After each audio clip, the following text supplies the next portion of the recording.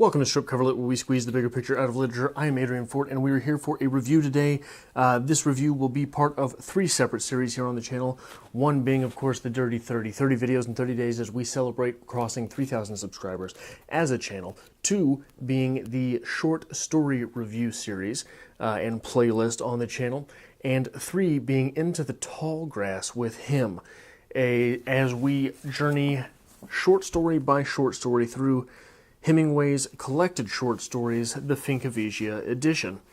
And today we will be looking at The Snows of Kilimanjaro by, of course, Ernest Hemingway. So, what we'll have is a brief recap. 3 good things, 3 bad things, quotes, literary analysis, rating, and recommendations based on the text. So what happened? Washed-up writer Harry and his younger wife, Helen, his young rich wife, Helen, are on an African expedition to photograph some aminals when Harry's knee gets nicked by a thorn. He neglects to treat the wound and is thusly the proud recipient of gangrene. After some days, he becomes hallucinatory and dies during the night, a death befitting of all literary Harrys. So, 3 good things. 1, this is possibly a touch of paranormal within Hemingway. Not that paranormal is necessarily a good thing, but it is always interesting, I think, to see a writer do a little bit of something that he or she is not known for. And Hemingway is certainly not most known for putting spiritual or paranormal aspects into his writing, but this short story seems to ride that line and go over the line depending on how you read it. Number 2, this is dense, and the literary analysis of this short story alone could last days. There's a lot of stuff in here, and there are many ways by which you could unravel it. 3, as with a lot of Hemingway, the flaring and subsiding of emotions of the characters in this short story is handled masterfully. 3 bad things from this short story. 1, there is a large part of this short story, namely the last... there's a good, at least 33% of this short story that I forget every time I read it, and it's after about the midway point until right before the end. Basically the third act, if you will, of this short story. I won't say you, but I never really remember between readings. So every time I pick the short story up, that part is new to me. Number 2, some of the hallucinations or fever dreams that Harry ends up having while suffering from gangrene, they seem more like digressions than adding to the literature. Although I'm sure that there is plenty to be read into them and why he is having each of those fever dreams at that moment. I think that by the time you kind of get to that point, or by the time I get to that point every time, I'm kind of over it with this short story. And the third and final bad thing about this short story, when you start to learn a little bit more of Hemingway's biography, a lot of this short story feels really oddly self-aggrandizing. Moving on to quotes, I have picked 5 from this story, and only 5, though this short story is one of the short stories with Hemingway that is a veritable mine of quotes and could provide a video of quotes all on its own, could provide a video of quotes that differs with emphasis, could provide a whole video of quotes that could be one quote that changes with the reader. There's just a lot of good stuff in this short story as far as that is concerned, but this is what I chose. Now he would never write the things that he had saved to write until he knew enough to write them well. Well, you would not have to fail at trying to write them either. Maybe you could never write them. And that was why you put them off and delayed the starting. Well, he would never know now. Love is a dunghill, said Harry, and I'm the cock that gets on it to crow. If you have to go away, she said, is it absolutely necessary to kill off everything you leave behind? I mean, do you have to take away everything? Do you have to kill your horse and your wife and burn your saddle and your armor? Yes, he said. Your damned money was my armor. My swift and my armor. Don't. All right, I'll stop that. I don't want to hurt you. It's a little bit late now. All right, then. I'll go on hurting you. It's more amusing. The only thing I ever really liked to do with you, I can't do now. No, that's not true. You liked to do many things, and everything you wanted to do, I did. Oh, for Christ's sake, stop bragging, will you? He looked at her and saw her crying. Listen, he said. Do you think that it is fun to do this? I don't know why I'm doing it. It's trying to kill to keep yourself alive, I imagine. I was all right when we started talking. I didn't mean to start this, and now I'm as crazy as a coot and being as cruel to you as I can be. Don't pay any attention, darling, to what I say. I love you, really. You know I love you. I've never loved anyone else the way I love you. He slipped into the familiar lie he made his bread and butter by. But in yourself, you said that you would write about these people, about the very rich. That you were really not one of them, but a spy in their country.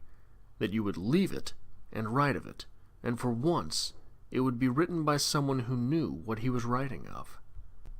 But he would never do it, because each day of not writing, of comfort, of being that which he despised, dulled his ability and softened his will to work, so that, finally, he did no work at all. We must all be cut out for what we do, he thought. However you make your living is where your talent lies. He had sold vitality in one form or another all his life, and when your affections are not too involved, you give much better value for the money.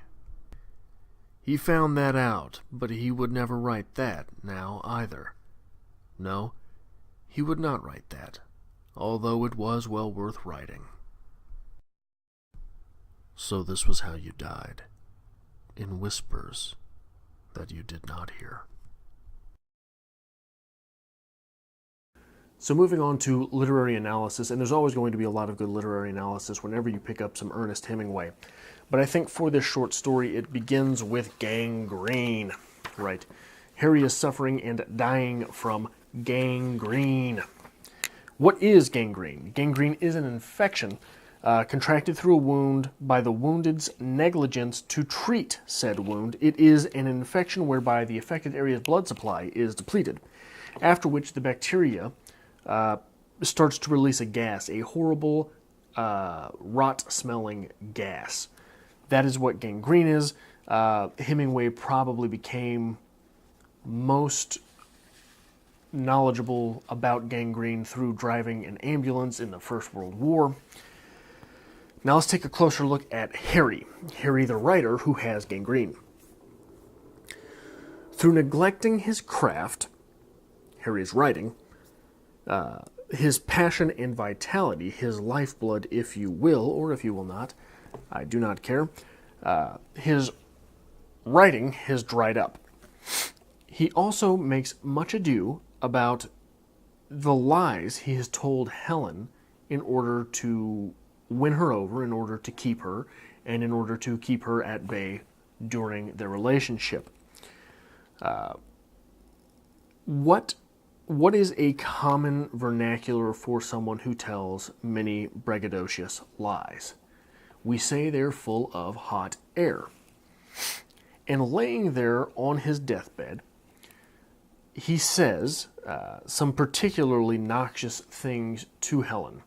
He curses her. He says all of these mean things about how he never loved her, never liked her.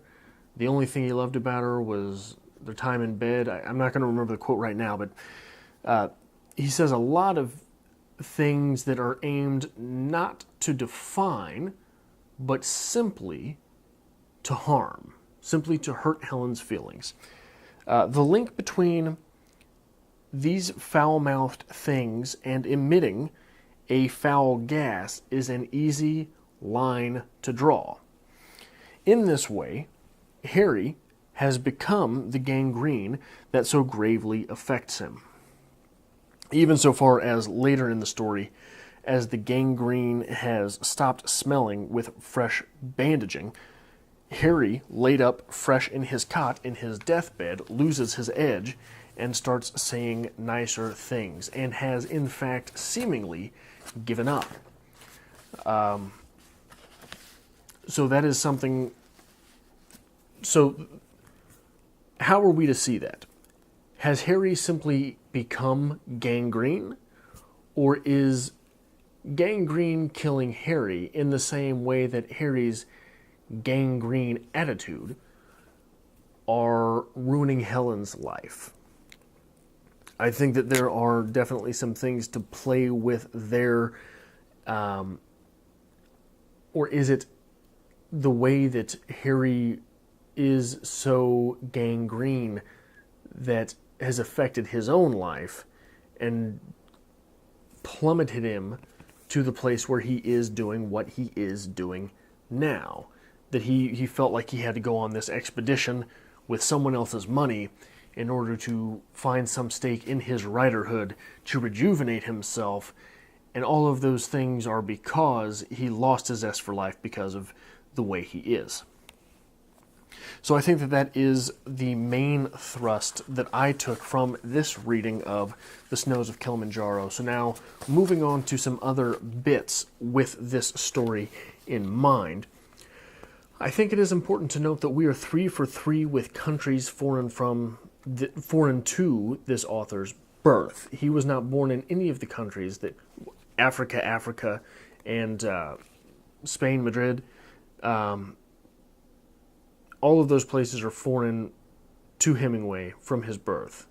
So he's not writing about the United States right now. He's not writing about where he was born. He's writing about other things, diverse things. We are also 3 for 3 with women willing to stick up for themselves. Margie Macomber, I don't think anyone would mistake her for a passive pussycat, right? She was fierce. In the capital of the world, we have the hotel owner who was very independent, and we have the sisters, one of which is seen in her brief scene telling an old bullfighter basically to shove off.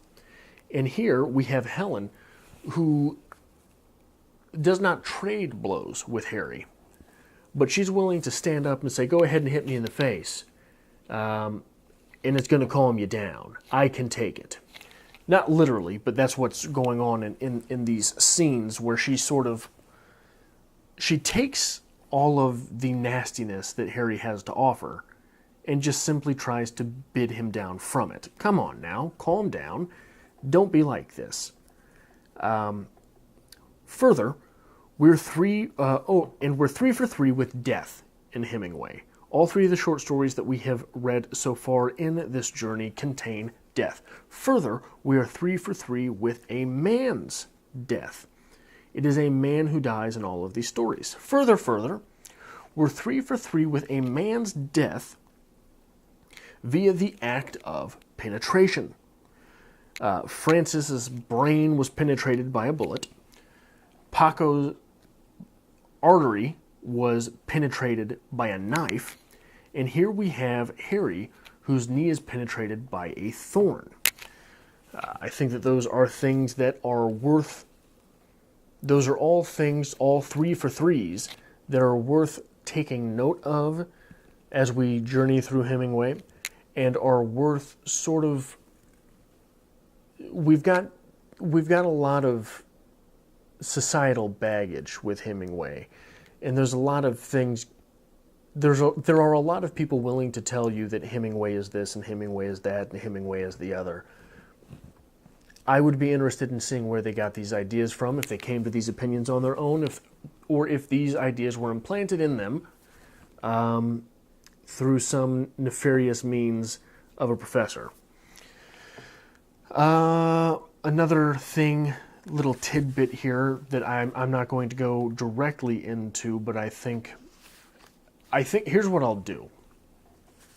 I'm going to give you this little passage here, and I would like to see what people do with it in the comments section. Because, again, like I said, there's so much to go into here. I don't have time in one video to talk about all of the literary significance of the snows of Kilimanjaro. But, the thorn. If you simply Google thorn symbology, there is a text box which pops up as your first result, and it says this: thorn, denoting sin, sorrow, and hardship. The thorn is one of the most ancient symbols in the world. Together with the rose, it represents pain and pleasure. And the thorn is an emblem of Christ's passion, as with the crown of thorns. So what is the thorn doing in this piece? Where did the thorn come from? Is the thorn actually significant? Or is it just a happenstance in the story? I would be interested in hearing what you have to say in the comments below. Moving on, another one of these tidbits that is too big an idea to really encapsulate in the one thing, in the one small video. There is obviously play being had with the landscape itself. We're on the plains, the lowlands, and the good place, the death, is in the mountaintop. So that's obviously, that is an obvious sort of symbology there. But one of the big questions that I always come away from this story with is the question of Helen. Does Helen know Harry is dying? I think that your answer to that question can very much color your reading of this short story. And I think that there are some clues both directions. She's not portrayed as dumb, right? She's portrayed as someone who, while not as fierce as Margie McComber, is definitely on that level of challenging, is definitely on that level of intelligence, is definitely not subservient to her husband, and is definitely willing, able, and does perform on her own. So when he gets gangrene and she smells that noxious smell, she knows things aren't good. She also knows where she's at. I don't think we have any reason to believe that this is her first trip to Africa. Her first trip that is like this. So she knows what's going on. She knows that planes don't come around every 30 minutes. She knows that you're kind of stranded. But, on the other hand, she doesn't want him drinking, because she's under the impression that drinking is bad for the infection. Drinking can more closely lead to death. Drinking makes this more dangerous, less likely that he survives.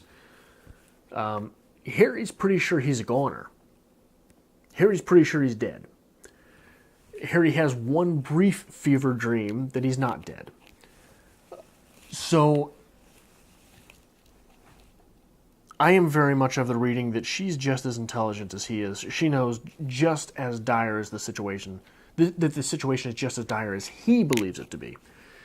So might she not want him drinking so that when he drinks he gets nasty, so that her memories of him are not tainted at the end by that nastiness. And B, just on a personal level, I don't know that I could tell someone to get drunk in their last moments. And I'm an atheist, right? So it's not like I believe that I'm going to suddenly bring someone closer to God in their last moments or something like that.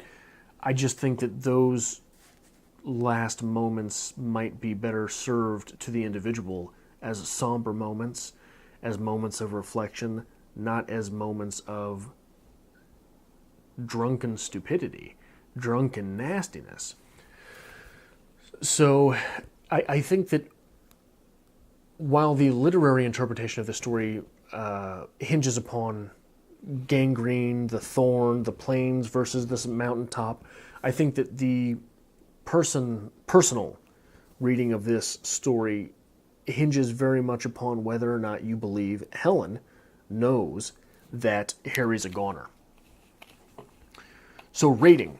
Moving on to rating. I give this short story 91 hyenas out of 100. This is a great short story, but it is not a good short story. It is not, for me, I don't sit down and find much pleasure in reading The Snows of Kilimanjaro, but I do find much intellectual pleasure in reading The Snows of Kilimanjaro. Recommendation. This is a story of a man who is so piss and vinegar and so steely that the only story to tell about him that would be interesting at all is one where he loses everything. For this man, the subjugation of women plays directly into his delusions of grandeur.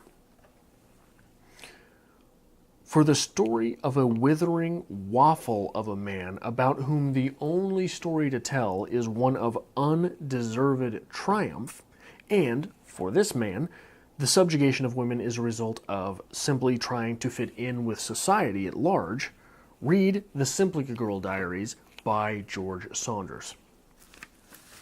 That is all I have for this episode of Into the Tall Grass with Him. That is all I have for this short story review of The Snows of Kilimanjaro. If you like this sort of thing, I would really appreciate it if you hit that like button. If you would like to see more of this type of content, hit the subscribe button, maybe even hit that bell for notifications, because I plan on going short story by short story through the complete short stories of Ernest Hemingway, the Fincavigia edition, over the next few months. And if you would like to help me create more content here on Strip Cover Lit, there is a link to my Patreon, as always, to be found in the description below.